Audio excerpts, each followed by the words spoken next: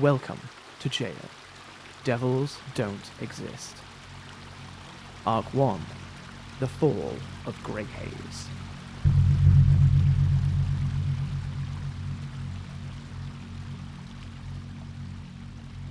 Well then, I'd like to welcome you both to the world of Jail. Devils don't exist. Arc 1. The Fall of Grey Haze. That's a bad start. Ominous, really, truly. I think we begin our story in the lightless reaches and depths of space. Cosmic, swirling, glowing clouds of dead bacteria and dislodged matter bleed between pinprick points of brilliant white light, illuminating a space that would otherwise be defined in its totality by its own darkness.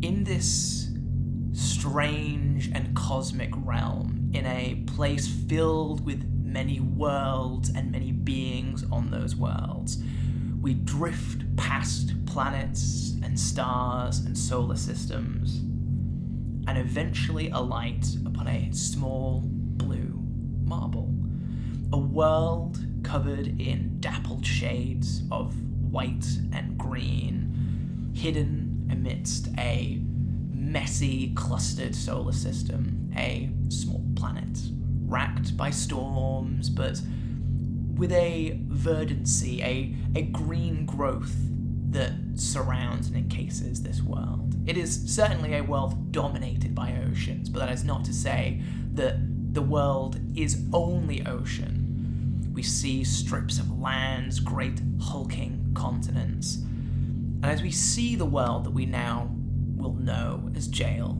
and spend the rest of our adventures here on this tiny little planet, the lights beyond the astral reaches of this place begin to go out.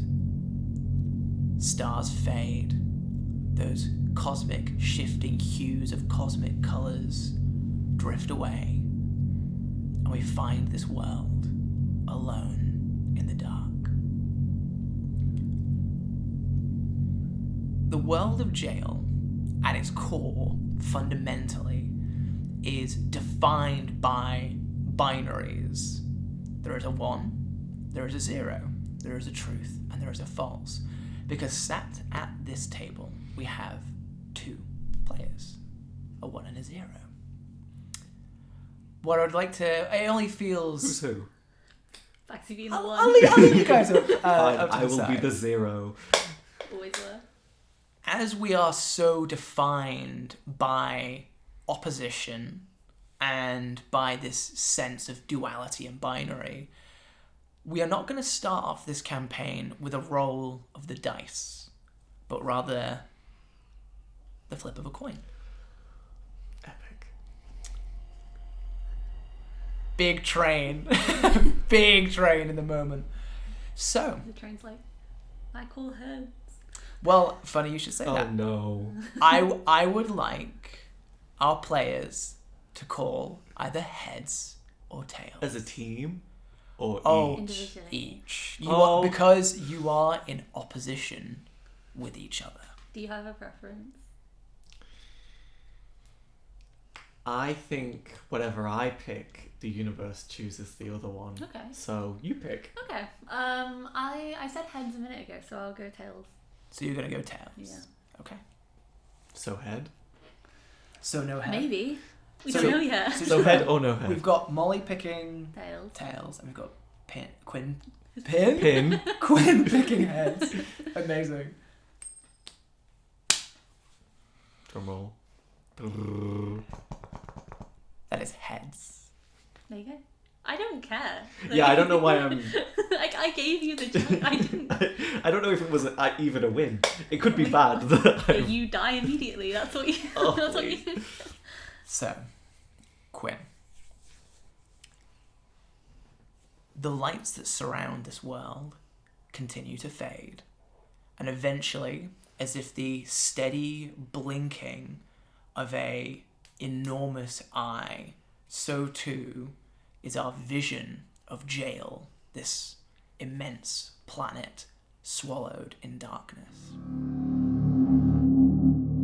And I think we sit in this ephemeral space of shadow for some time. It is the space between dreaming and knowing, between the conscious and the unconscious, a realm in which the essence of oneself is drawn through on the way between waking and sleeping. And in this dark, lightless expanse, I think we see a single figure, glowing and shimmering. Quinn, if you would not mind describing your character to me, knowing that they are suspended in this ephemeral twilight between spaces. Nephilim is a pink-toned skinned hobgoblin with large ears and great bushy curly hair that's tied up into sort of half up, half down. She's decorated in ornate religious gold jewellery representing the Great Eye, the Divine Witness. She's tall-ish, and she wears priestly robes and has a priest collar. Her two tusks are capped with gold. Wonderful. In this space, you rest untethered by the boundaries of gravity. Whilst your hair in your waking moments is usually restricted in the way that it is styled, here it flows behind you a great mane, suspended and buffeted as if by unseen stirring waves of water or by a incredible heat, just wind blasting through you and moving you here. You float weightless in this void, away and separate from the concepts of time. So it is hard to say how much time passes, how much time does not. But if you were to assign the colour of your soul, what would Nephilim's soul be? I think it's a bubblegum pink. Brill. This dark, lightless abyss is lit by the floating, bright pink bubblegum hues of a saint of the eye, a saint of the clarity, drifting here listlessly in the space between dreaming and wakefulness. And as time does not pass here, but moments do flicker through and beyond you, you feel behind you at your back, as if less so like someone touching you, but as if something very great was moving in the water behind you.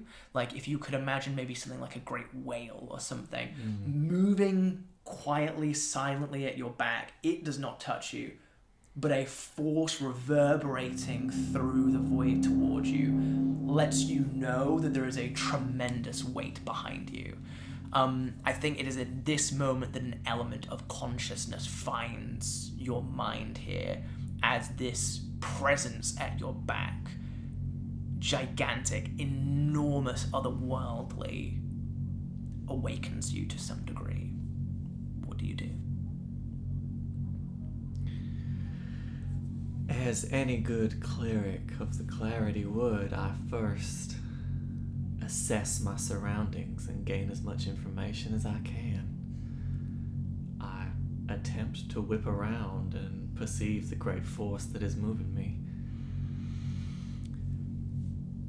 You whip around, eyes open, and see a force made physically manifest here in this moment that has moved you routinely in one manner or another throughout your life. But here, instead of being wrought from glass in a pane window or drawn lovingly into the scrolls and codices that define your faith, it is wrought here from the flesh that it is made of. And so you see, gigantic and immense in the void, reflecting only in its glassy surface the light with which you emit, an eyeball, singular, staring straight ahead, unflinching, unblinking. There are no eyelids, no lashes with which to restrict the sight with which it sees. And you are so small, so tiny and minuscule in comparison to this great ocular entity that probably the entirety of your body, that little glow, is no more than a grain of colour in this thing's great and dwarfing iris. I think Nephilim begins to cry, but instead of tears, this pink energy that surrounds her forms little globules underneath her eyelids and starts floating away with the lack of gravity. And she thinks, what a gift to be seen and to be given the chance to behold it. This thought racing through your head, to be seen and to see.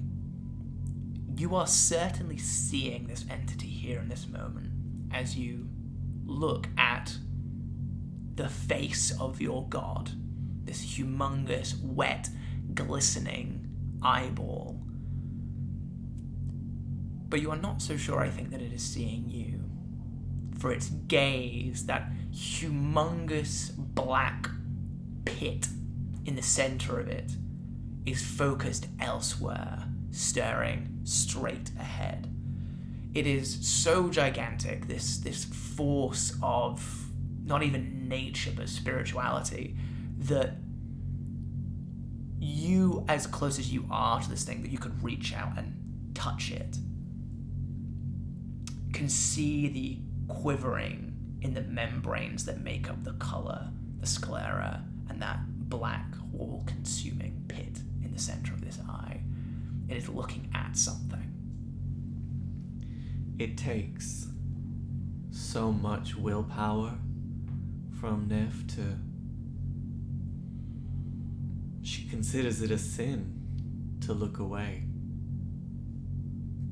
But with divine guidance, she turns and tries to see what it's looking at. You glance over your shoulder, and there, some distance from you, you see another figure glowing in the lightless dark. From this distance, they are mostly silhouetted by the force of their glow. You see a pulsing, bright, violent blue light. You see a long, skeletal face adorned with a humongous turban on top of the head and then a flowing black robe that works its way down. And you can see some measure of movement. This creature, this entity, this being that you see ahead of you, like behind you, where your god is looking, is about the same size as you. It's not massive, not dwarfing you, but similar to you, floats, almost like you're both two pinprick points of plankton suspended here, as it floats there, limbs outstretched. And I think for flickering moments, you see those limbs clench inwards and then are back out again. But from the distance that you are, and without performing any further action, just a glance, there is little else that you can tell about this figure other than that they glow with this great blue light and just the outline of their physical appearance and this clenching movement. Do I feel any discomfort from being in this place that would cause me to seize in a similar manner? Do you feel any discomfort? That's such a good question. Give me a insight or religion check. First roll of the campaign. Drum roll, please. Can I cast guidance on myself? I think that's only fair. I am within its gaze. It's not looking at me, but it is guiding me. +5. Oh, hell yeah. There is no hell. That's 23. 23. Mama's arrived. Fantastic. This is incredibly good. Wow. I'm going to have to give you a lot for this because that's a powerful first roll of the campaign, can I just say. Okay. So you are searching in this moment in a measure of insight, I assume, to figure out what's going on.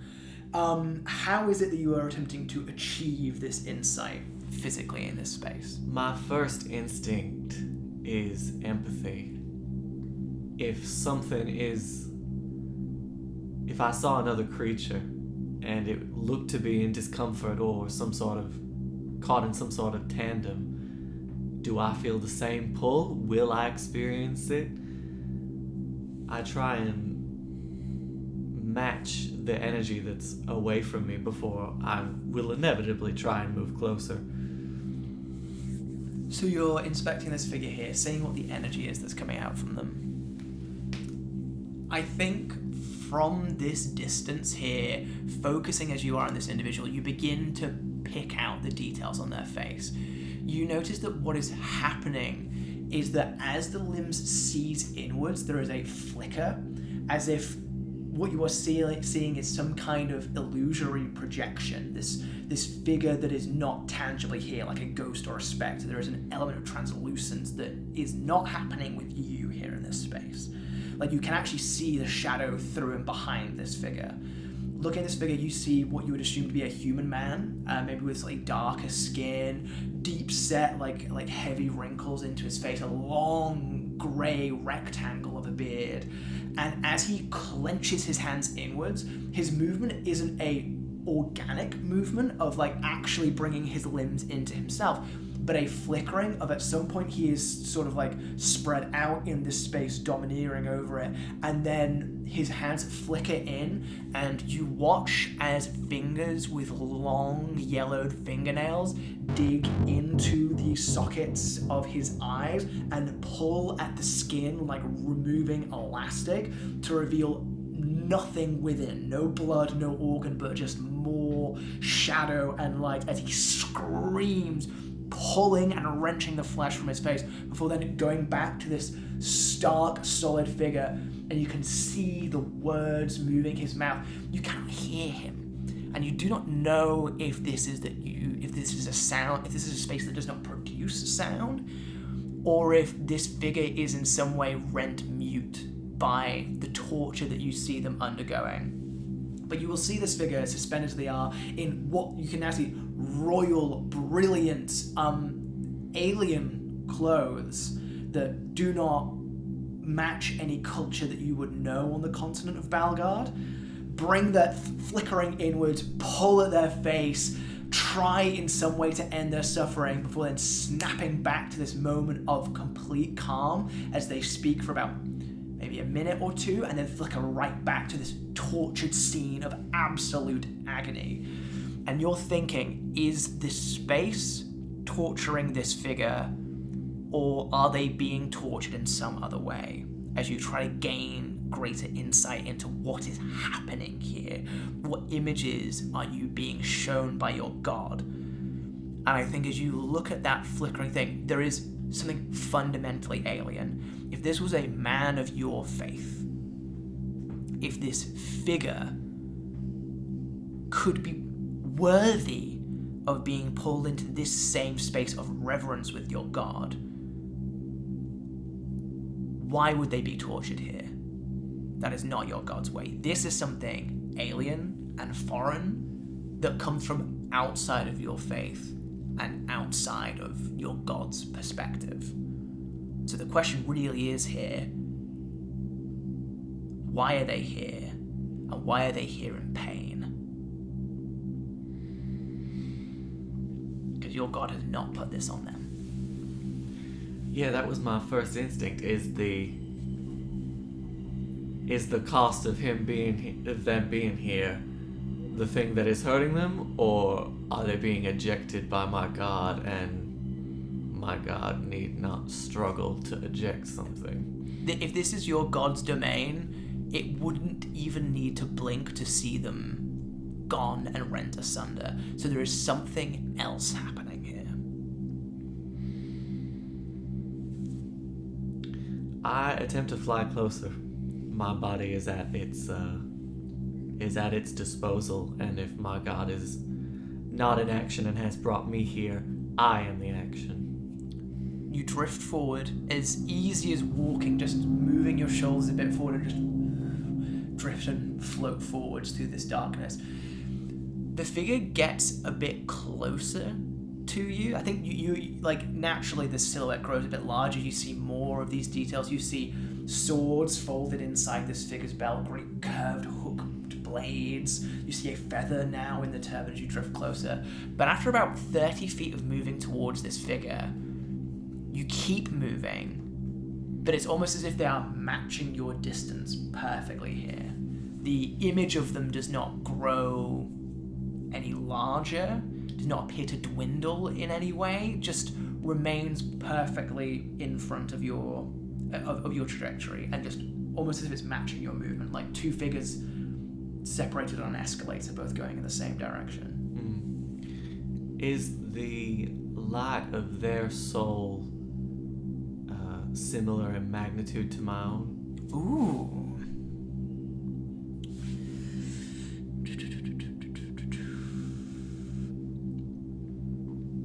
Give me an Arcana check. Ah, hell.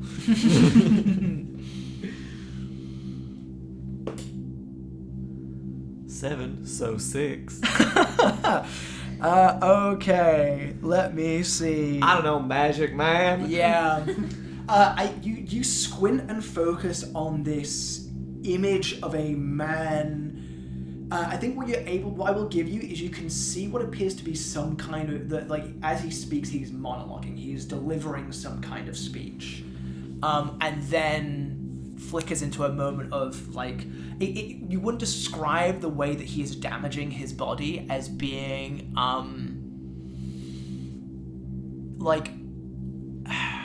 to phrase this, as necessary. It is obviously being self-inflicted, but not in a way that is self-punishing? It's agonizing. It is you can see in him a desperate cry for help and a breaking at the edges of sanity. And I think that sight of a man who is willing to remove his own face to be spared the wrath and pain of whatever is happening to him is so affixing and terrifying in this moment that you are not able to apply any merit of understanding of the arcane arts to what is going on here. All you can focus on as a saint and someone who is tasked with warding and guarding and being a protector is that you see someone in absolute agony, and there does not appear to be anything you can do to save them from it. You said we're 30 feet away from each other? About 30 feet away. I love how specific you were. I will use my emboldening bond. Okay. I pluck a feather from the inside of my mane and cast it across the abyss between us in an attempt at connection. So, what is the specifics of how this would work? As an action, you choose a number of willing creatures within 30 feet of you. This can include yourself, equal to your proficiency bonus. You create a magical bond between them for 10 minutes. They get a d4 to 1 d20 roll a turn.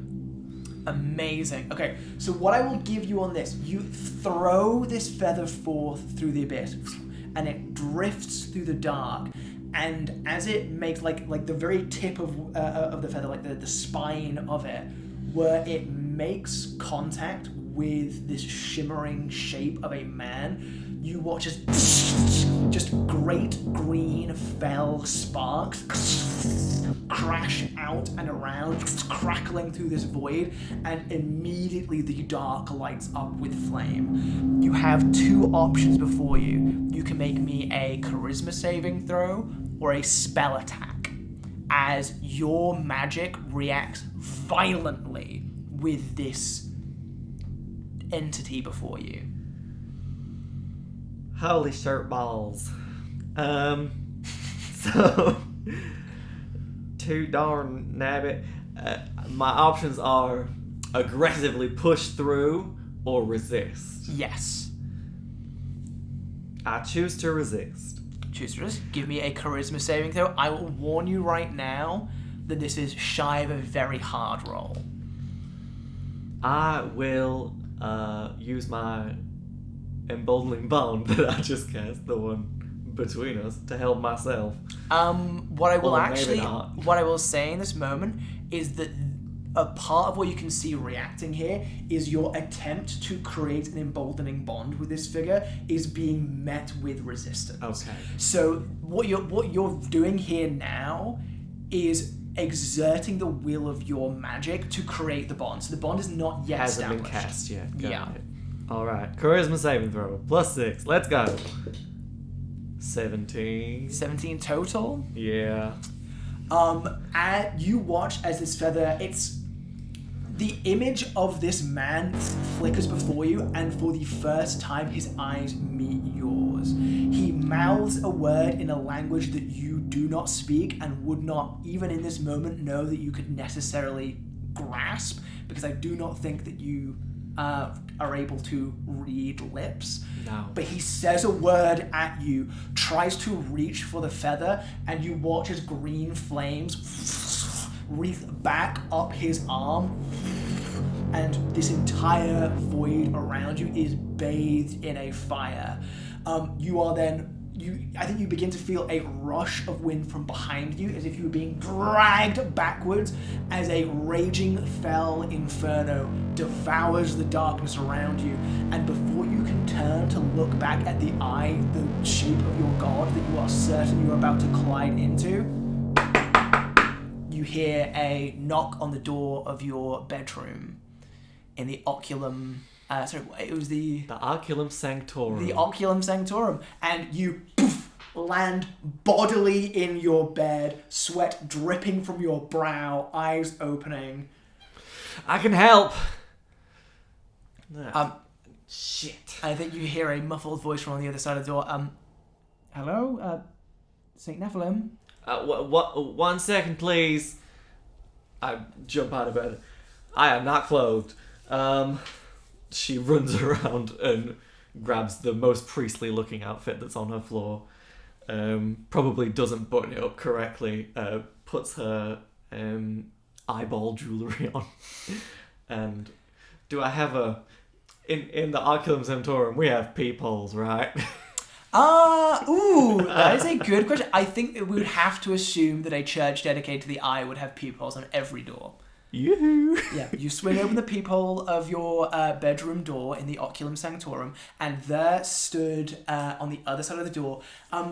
There are so many beautiful interiors to the Oculum Sanctorum. There is, I imagine, in a very cathedral-esque way, there is a lawn out there with a few beautifully manicured trees that sit probably suspended off the ground, with planters that are floating faintly in like these great marble plant pots, and encasing this beautiful little floating garden in the middle of this courtyard is like a walkway, probably again actually circular walkway to kind of be going off this eye imagery that is so pervasive here of the Oculum Sanctorum.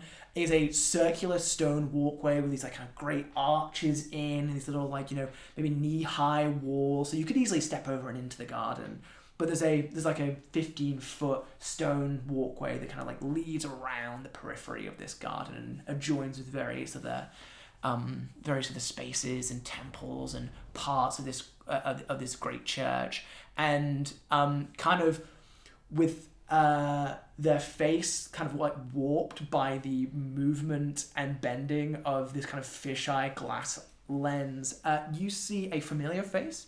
You see dressed in this pristine silver plate armor, sword at sheath at their hip, and wearing a tabard of the Oculum Sanctorum, but specifically of the Clarity, which is just white gold and a great eye with tusks for eyelashes coming around either side of the eyeball.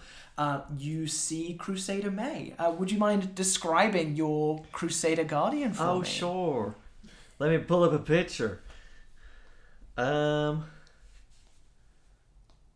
Crusader May has grey bluish skin. She is a tiefling. They have they have sharp, slightly long black horns that jut out at a straight angle, and they are adorned with kind of the same amount of jewelry as Nephilim, but not as expensive due to her station. Give me an insight check right off the bat as you lock eyes with Crusader May in this moment. Hell yeah. 23. Nope, 22. Fantastic. So she got a 3 on her deception check. You... I have known you. You look through the lens, and it's doing that wonderful fisheye effect where her forehead just looks like so much larger than it normally is. Big ass horns. Big ass horns, and the periphery of the stone walls, if it didn't already appear to curve, certainly appears to curve quite considerably around her. She has one foot stepped forward and like a shoulder tipped towards the door, a hand resting, one hand very tensely actually clenching the hilt of her sword, and is looking around and over their shoulder, back and forth constantly, and like will lean away from the door to kind of like back straight and kind of like look back before leaning back in towards the door. There is an element of urgency about your Crusaders' actions in this moment that tells you that some kind of emergency is taking place. This is, I would describe May as someone who is lawful in their alignment, which is that they never approach you without the absolute pomp and ceremony as would be expected of your station as a saint within this faith. This is the most informal you have seen May other than physically in a fight. And even then, May is usually in a position where they are a little bit more in their element. So here was it a 23 was your? 22. 22. You can see panic, a profound fear, and that fear is so strong as to have removed an element of proper decorum for someone of your station in the pursuit of achieving absolute urgency. I unlock the 4 locks on the door. And I open it with a quizzical eyebrow and see if she... I kind of want to see if she tries to close the distance to be like, we shouldn't have this conversation outside, or whether she turns to be like, we're going somewhere, and as your keeper, I'm taking you. You swing open the door. Do you say anything as you see her, or do you wait for her reaction? I pop an eyebrow and wait. Cool. You pop an eyebrow and wait. She clocks eyes with you, wide, fearful eyes. She's in this like slightly crouched forward towards the door in almost a conspiratorial huddle. Clocking you, tries to reassert some measure of of proper conduct by straightening her back, chin up, but looks at you. You can see this is her like fixing herself and going, "Oh, I've been too urgent. I've pushed it too far." Almost stands to attention here in this moment. She goes, and you see the first thing she does is like swallow hard. It's like, okay. You get the impression, seeing beads of sweat on her brow, that she might have even ran here. And she goes, apologies to disturb you, Saint. The Council of Archbishops has called you to attend in the Tower of Lashes. Oh. Immediately. Of course. That came out. Of course. Yes. She turns and locks the 4 locks from the outside with her ring of keys that she puts in one of her many jangly places, before she locks the door, she runs in, picks up her equipment, a kite shield, a short sword, grabs her oculum infinitum. Is that what? Our holy book. I think, yeah, the oculum infinitum, and puts it in its holster on her hip, and just sort of measures all of her clothing in the mirror, tries to get herself put together. Wonderful. Give me a performance All the check. archbishops. Okay. Okay. I got myself for this. I'm so glad that you're doing all the charisma checks right now. I'm sure I hope I don't have to do any of this. I'm sure it'll be just you perfectly wait. fine. It's my turn. Holy shit, Nev's on a roll. Unless it's intelligence based. 22. 22. If there's one thing Nev can do, she can put herself together. Wonderful. So, on a 22, you are putting on the performance of being a saint here, which is very easy for you to do because you believe in it.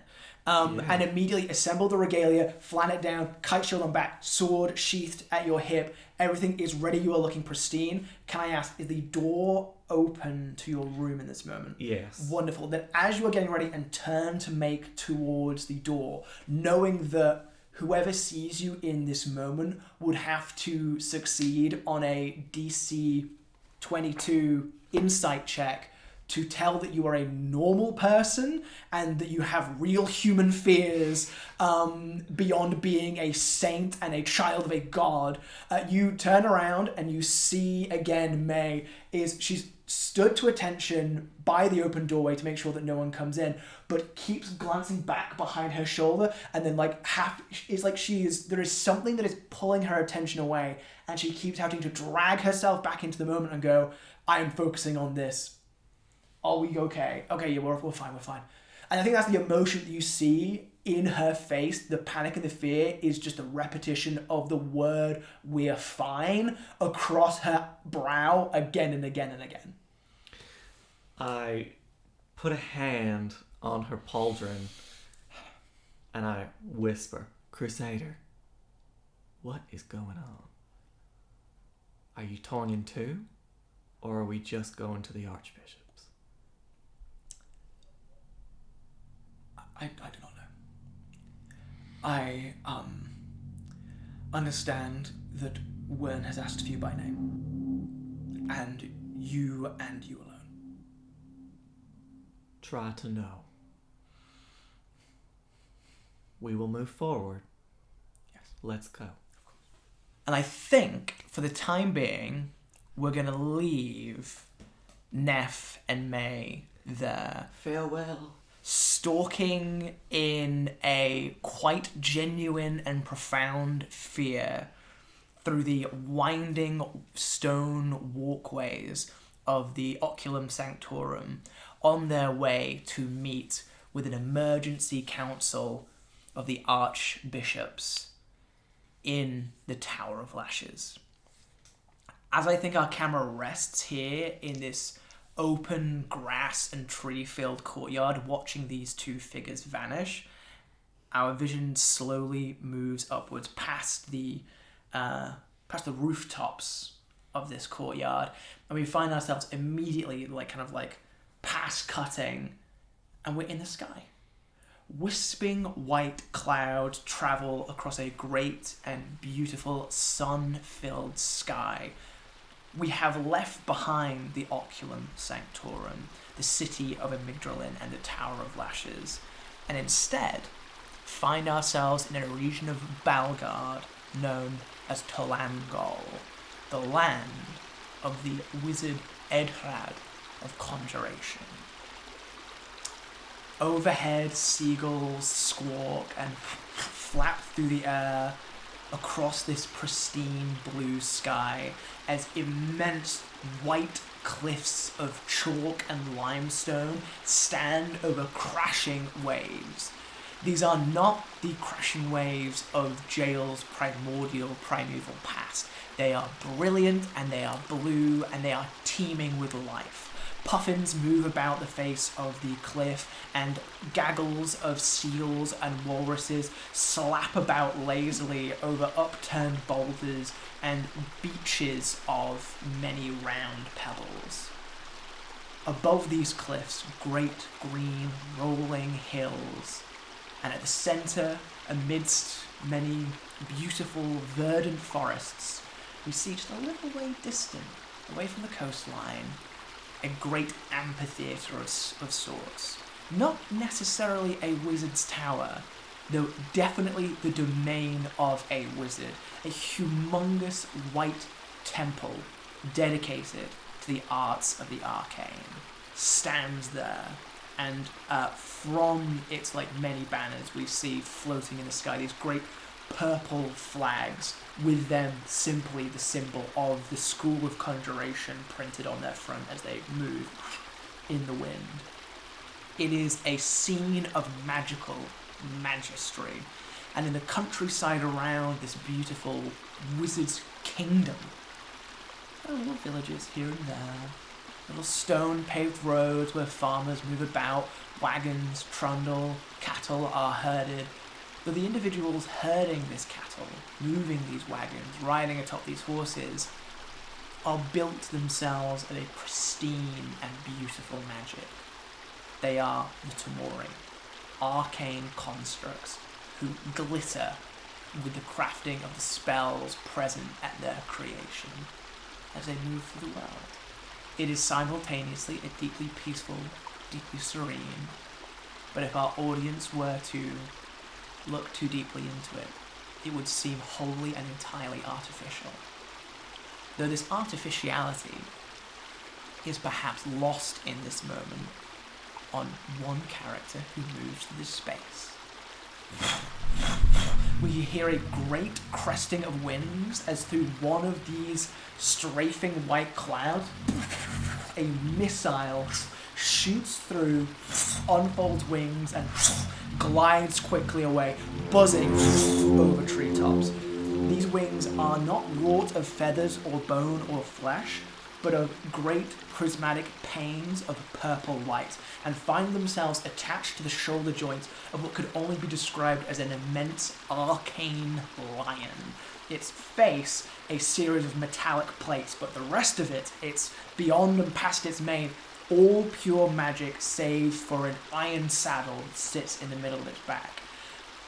Molly, I would like for you please to describe your character for me as they ride astride this Adrenac, knowing as well that with each beat of this creature's wings, you are brought further from the beast that is chasing you through the skies.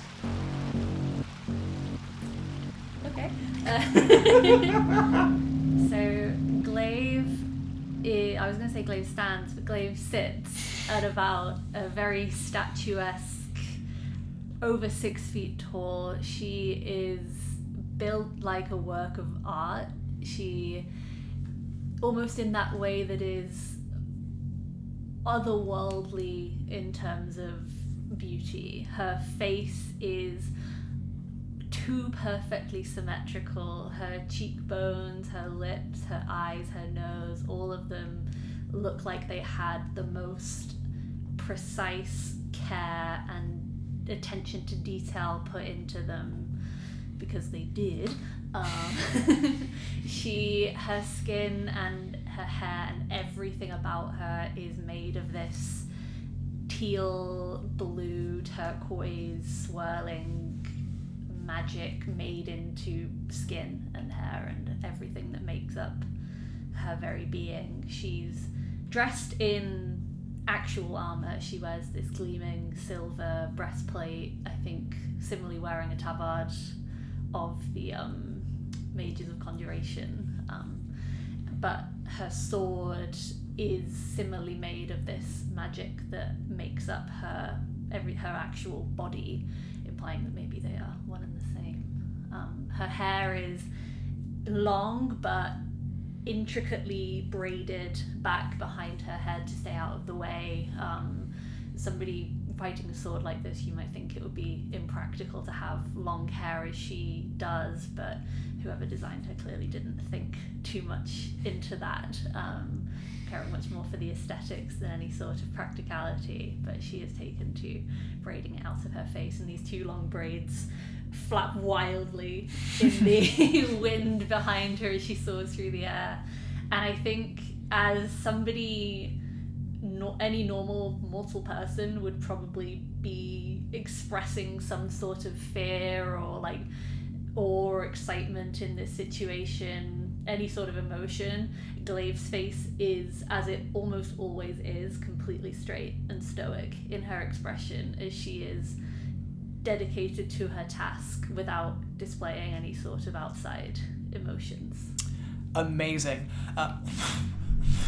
With each beat of the Adranac's wings beneath you, wind comes rushing past your head, absolutely deafening you as this arcane construct, not entirely dissimilar from yourself. It isn't a Tamori, it's more animalistic, more purpose-built, less intelligent. This vehicle, this mount, the Adranac beneath you, swoops, just barely skimming the tops of the largest oak trees before breaking out over a farmer's field. We see this Tamori farmer holding a crook that is again made of the magic that he is, and wearing a hat that is made of the magic that he is, looks up and arcs a brow and like puts shields his eyes from the glare of the sun as he stares at you. His little sheep all like suddenly scattering away from him as you, a brilliant purple and blue shadow blitz over the top of him, and then another shadow, far darker, more opaque, blitzes afterwards.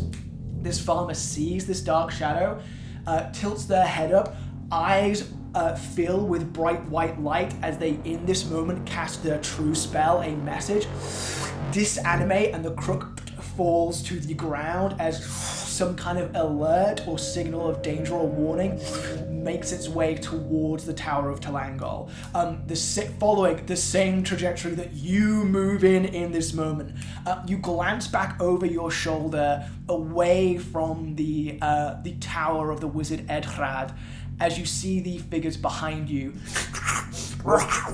You see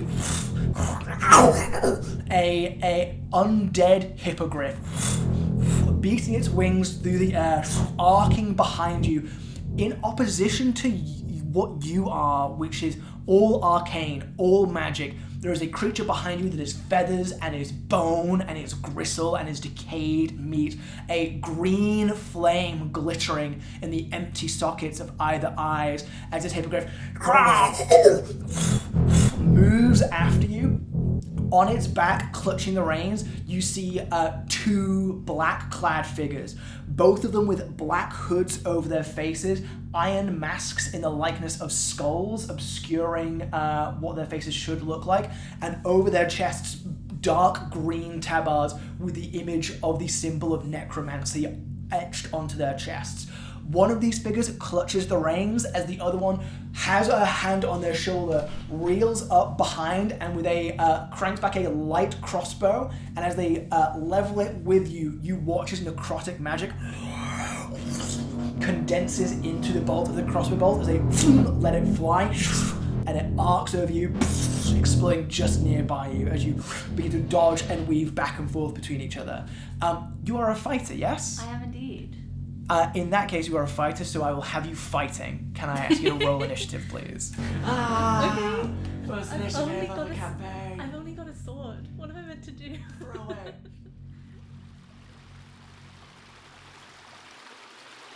Jail, Devils Don't Exist is a podcast licensed under a Creative Commons Attribution, Non-Commercial, Share-alike 4.0 international license.